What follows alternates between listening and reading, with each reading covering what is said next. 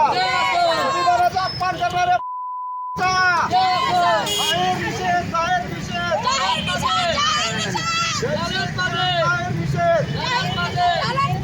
Doctor Babasaheb आंबेडकरांचा आज मुख्यमंत्र्यांचा पुतळा जाळला, कशा प्रकारे आंदोलन केलं? प्रथमतः परभणी येथे झालेल्या जे संविधान शिल्पाचा विटंबना त्याबद्दल प्रथमतः मी युवा भीमसेना सामाजिक संघटनेच्या वतीने जाहीर निषेध करतो आणि देवेंद्र फडणवीस मुख्यमंत्री यांचासुद्धा जाहीर निषेध करतो।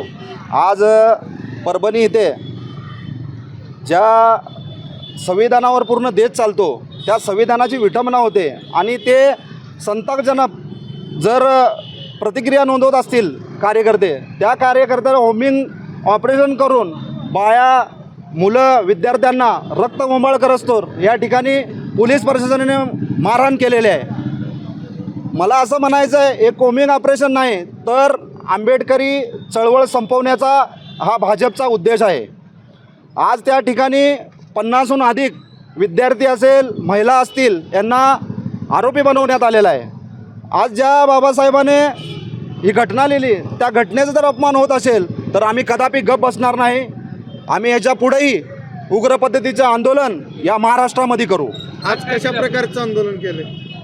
देवेंद्र फडणवीस मुख्यमंत्री यांचा पुतळा जाळून आम्ही आंदोलन केले। कारण का की ही जे बाप आहे ते त्यांचं एक स्टेटमेंट होतं, ते म्हणतात ते मनोरुग्ण आहे ज्यांनी ही घटना केली।